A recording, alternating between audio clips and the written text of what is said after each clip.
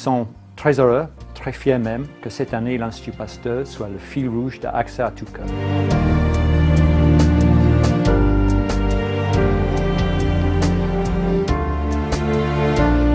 L'Institut Pasteur est un centre de recherche au premier niveau mondial. Notre objectif, c'est d'apporter des connaissances qui vont permettre d'améliorer la santé de l'homme. L'homme en général, qu'il soit en France, qu'il soit en Europe ou qu'il soit en Afrique ou dans les pays vraiment sous-développés. Les moyens que nous utilisons sont les moyens de la recherche avec les équipements technologiques les plus modernes et en étant toujours à la pointe du progrès technologiquement mais aussi dans les idées. L'Institut Pasteur est une fondation privée qui a été créée grâce au mécénat. Aucune de nos découvertes pendant 125 ans n'a été faite sans mécénat. Pasteur investit dans un domaine qui nous est cher, qui est celui de la recherche et de la prévention.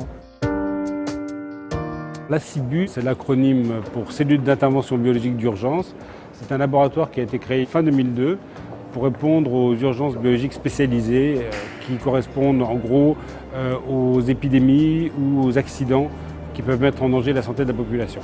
Tout d'abord, il y a les épidémies qui reviennent et qu'on connaît bien, certaines qu'on avait pensé ne plus revoir, par exemple la rougeole, par exemple les oreillons, d'autres qu'on aimerait bien éliminer, comme la polio, qu'on ne voit plus dans nos pays, mais qui pourrait très bien éventuellement repartir. Et puis on a des virus complètement nouveaux, comme celui de la pneumonie atypique ou le virus du SRAS. Tous ces événements font qu'on a des situations d'urgence sanitaire qui ont un impact non seulement sur la santé, mais également sur l'économie globale. Pour ce qui concerne notre laboratoire, c'est de la recherche qui concerne d'abord la connaissance de la diversité notamment des virus qui nous intéressent beaucoup. Et puis d'autre part, c'est aussi de développer des outils de détection rapides, précis, pour pouvoir identifier le danger le plus vite possible.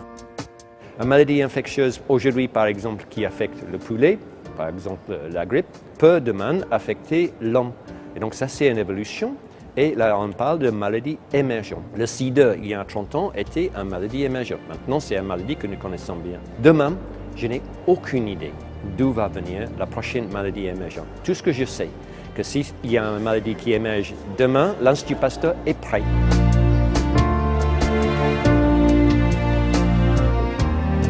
Pourquoi a-t-on besoin d'un séquenceur ADN à haut débit? Alors, il faut savoir qu'avec le temps, les techniques ont évolué, on a gagné beaucoup de temps entre le moment où une maladie est détectée et au moment où on trouve le virus ou la bactérie en course. Pour le sida, entre le début de la détection de la maladie, en 1981, et la découverte du virus, 1983 à l'Institut Pasteur, il s'est écoulé 2 ans.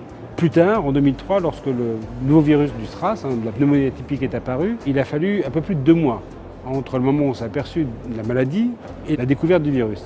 Aujourd'hui, avec un séquenceur haut débit, je pense que c'est plus 2 mois, mais peut-être 2-3 jours avec ce type de machine qu'on pourra résoudre un problème qui, auparavant, prenait beaucoup de temps. C'est un outil qui sera très utile dans la mesure où plus on agit vite et plus on a les chances d'arrêter le phénomène.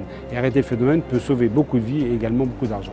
D'avoir un mécène qui apporte un équipement, ça change tout pour nous. Merci pour l'altruisme dont vous faites preuve en vous proposant de nous aider à acquérir cet appareil. Il y a une vraie complémentarité entre les projets d'Axa et ceux de l'Institut Pasteur.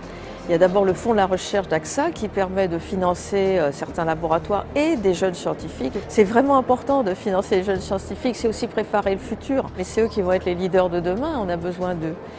Et puis Axa à tout cœur, c'est une aventure humaine. C'est vraiment les gens d'Axa à tout cœur qui s'investissent à titre personnel au moment du Pasteur Don.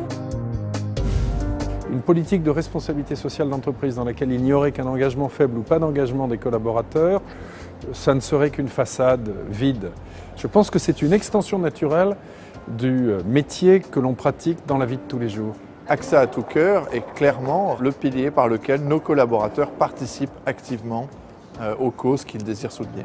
Ce que j'ai envie de dire aux bénévoles comme aux dirigeants d'Axa, c'est que cette aventure qu'ils mènent pour s'investir au fond dans une activité de solidarité, d'aide à la société, de préparation du futur, je pense que ça enrichit l'ensemble de l'activité. Une entreprise sans mécénat social n'aurait pas de cœur, si je peux dire. Je pense que ça fait très profondément partie de la culture, surtout dans un groupe comme Axa. En fait, ça crée un lien entre les donateurs et les chercheurs, qui est un lien extrêmement important parce que, au-delà de nous apporter de l'argent dont on a absolument besoin, Ils nous apportent une énergie et un encouragement, ils nous apportent leur curiosité aussi, ils apportent leurs questions, ils apportent leur confiance et ils nous stimulent à avancer plus vite. Oui, c'est quelque chose d'essentiel pour nous, d'essentiel pour moi et d'essentiel pour la culture d'AXA.